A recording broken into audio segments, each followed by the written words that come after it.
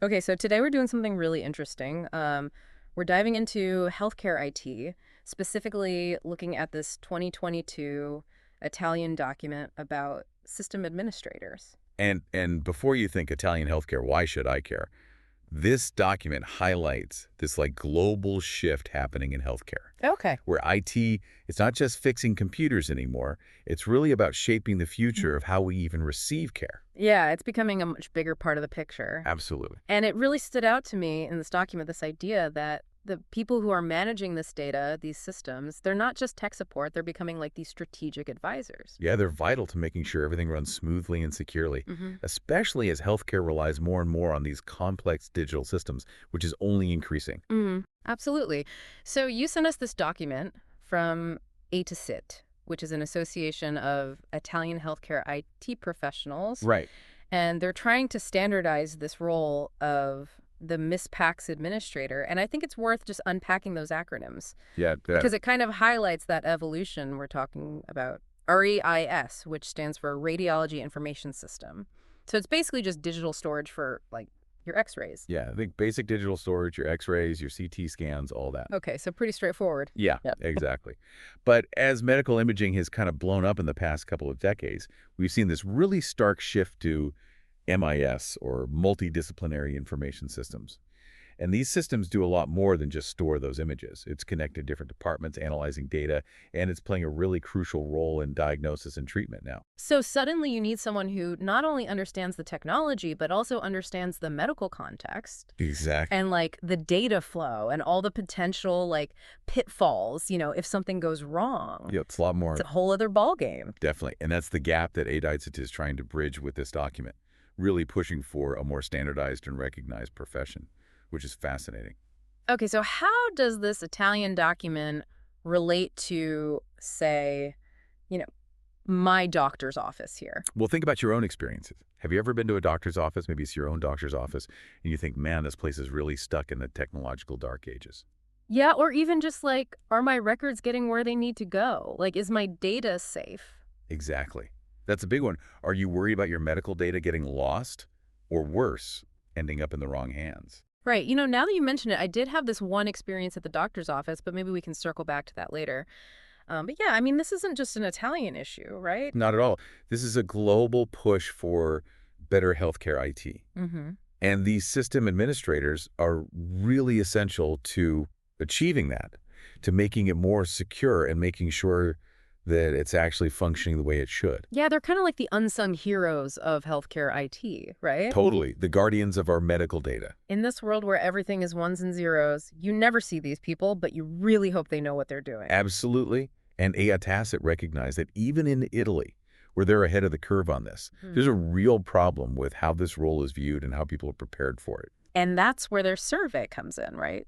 The survey that they did that kind of reveals just how all over the place this whole field is. Exactly. So tell me more about that. Yeah, it really showed just how inconsistent things are, like how these professionals are trained, how they're recognized. So who are these Ms. PACS administrators? Like, are we talking tech whizzes who just happen to work in a hospital? Actually, what they found is most people in these roles, it's actually imaging technologists. Mm. So the people who are taking your x-rays, doing your CT scans. Oh, interesting. So they already know the equipment. Exactly. They're already familiar with the images. They understand how it works. But there's no standardized training program for them to get these like really vital IT skills on top of that. Oh, wow. So some people, they get a formal appointment, they get trained. Others kind of just fall into the role. So you could have two people doing basically the same job, but one has had way more training and is recognized very differently. Yeah, exactly. And it's reflected in their survey, like pay is all over the place, career paths are all over the place. It sounds like a real mess. It's a big problem, yeah. No clear career progression. Yeah, it's like we're asking these people to take on this huge new set of responsibilities, but we're not really giving them the tools or the recognition for it. So it makes sense that AI Tessa is like pushing for change here. Right, and this is where this document gets really interesting because they start outlining what this could look like, and it goes way beyond just keeping the systems running. Okay, so we're not just talking about fixing printers and like, managing storage anymore. Right, it's way beyond that. They highlight how crucial these folks could be in legal cases. Yeah.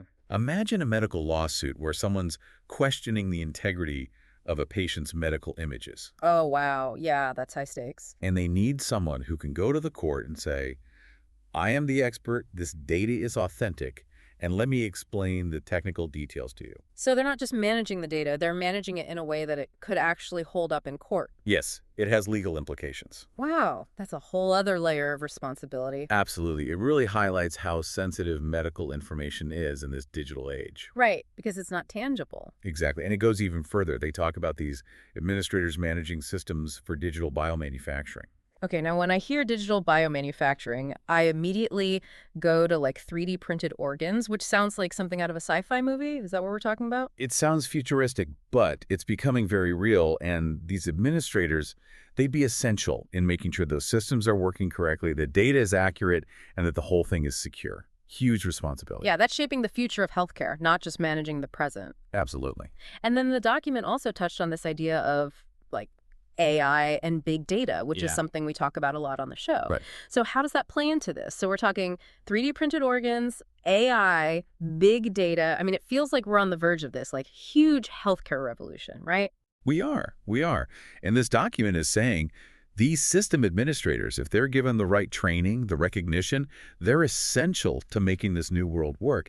Think of all the data hospitals collect. Oh, it's got to be astronomical. Patient records, test results, treatment outcomes. It's a goldmine. But it's also like a huge mess if you don't know what to do with it. Exactly. And that's where AI comes in. Right. These administrators, they could help implement, oversee these AI systems that analyze all that data, Okay. find patterns, pull out insights that humans, we could never see on our own. So it's not just about like reacting to illness anymore. It's about using that data to maybe even anticipate problems before they happen. Precisely.